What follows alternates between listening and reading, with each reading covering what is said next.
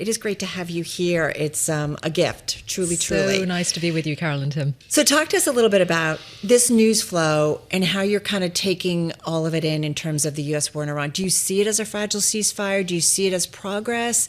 Are we moving back to normal, whatever that may be? It has been a long and difficult 7 weeks, and it's extraordinary, really, how many countries, while there are only 3 countries actually involved in this war, so many others have been drawn in economically and diplomatically in other ways as well. So I think that the last 24 hours have offered us a moment of hope, but this is a continuing moment of peril because even hopefully, if there is some kind of outcome from this process in Islamabad, it might well still be fragile. But I think the story of Pakistan emerging as this broker at this moment in time is one that goes back to the early days of the Trump administration, primarily because Pakistan handed over a terrorist suspect to the United States, someone accused of being involved in a bombing in Afghanistan at the time the US was withdrawing. So that was the first sign that brought about a moment of bonding between the Trump administration and the army chief. And it's that relationship that has developed.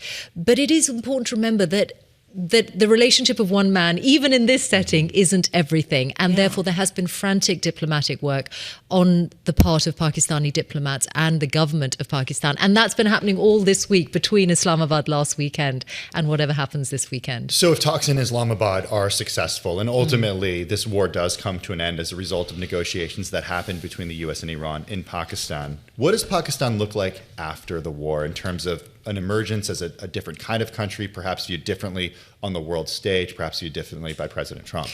Well, primarily what they will be hoping for in Pakistan is that it looks different economically, because there's an immense amount of self-interest involved from the Pakistani side. It imports 90% of its energy, most of it from the Gulf. Schools have been closed, universities have been closed. The government was desperate to avoid scenes where there are long lines of vehicles waiting at gas stations. And the only way it could avoid that was to basically say that children were not going to go to school, and that a lot of people couldn't get to workplaces either. So there's been an immense economic impact. So that will be the primary hope that changes. But there's no doubt about it that, of course, this gives diplomatic status.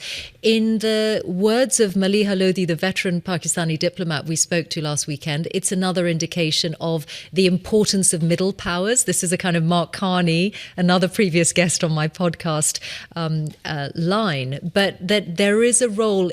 Often we just think about the superpowers, but there is a role for others. And Oman previously was involved in mediation, had its fingers badly burnt. Turkey was sort of talked about as a player, but really only Pakistan had enough of a relationship with both the US and Iran to be able to play this role. We have some of your conversation from Maliha Lodhi, former Pakistani ambassador to the US. This was from your conversation, and I believe it aired last week. Let's listen up, everybody. Certainly, the Middle East has changed forever. It will not be status quo ante at all. Things are not going to go back to what they were before, that's for sure. Now, what comes in its place, it depends on, I think, realignments that will take place, reassessments that many Gulf countries may have to carry out. I mean, what happened to them? So many of them are feeling abandoned by the United States. Many feel that this American security umbrella, when the push came to shove, it was of no value to them because America didn't defend them. All right. So again, Maliha Lodhi, former Pakistani ambassador to the U.S. That was last week on the Mishal Husain Show.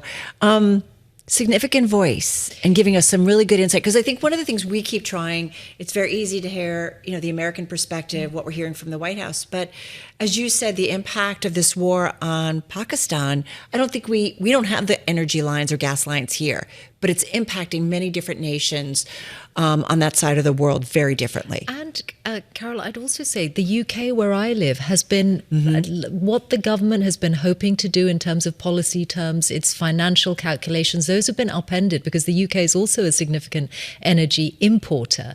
And so it is not only places in Asia, it is also countries in Europe, and certainly the UK of the G7 nations is particularly exposed. So the ripple effects of this have been enormous. And I think Maliha Lodhi is right. The world even at the point that we have an actual agreed ceasefire, the world is going to look and feel different. Well, let's push that forward a little bit, because I'm wondering about the view of the United States and its role in the world, because you spent a lot of time looking into what happened in Venezuela and featuring guests on your program from Venezuela after the U.S. invaded Venezuela, or rather the U.S. took Nicolas Maduro here to New York. What about what's next and the way that the U.S. is viewed? It's certainly driven MAGA apart in the U.S., but has it put other world leaders on notice? Well, look, it's understandable that the United States, the Trump administration, but more broadly, other elements of the United States are going to want to portray this as a positive moment. But other parts of the world will look at the events of the last 7 weeks and think that we also saw the limits of US military power, that with all its overwhelming military might, the United States had to send a high-level delegation to Pakistan to discuss things with the Americans. If you have overwhelming military power and other power, you don't need to have that kind of conversation. So, Mishal, who feels emboldened then by this? And we've just got about 40 seconds. Well, I think Xi Jinping and Vladimir Putin will both have learned interesting lessons. The international attention has shifted away from the Ukrainians, and that will have been of benefit to Vladimir Putin. So I think that, of course, it's grabbed the international headlines. And, no one really wants to mess with the United States and risk anything like this. But equally, I do think that we have seen limits to American power in these last 7 weeks. Yeah, it definitely does feel like a different way forward for the world at large. Mishal, thank you so much. Great to be with you. Great to have you here once again. Mishal Husain, host of the Mishal Husain Show, a podcast from Bloomberg Week. And she's also, as we mentioned, the author of Broken Threads, My Family from Empire to Independent. But be sure to check her out on the Bloomberg, on your podcast feed, and at Bloomberg.com.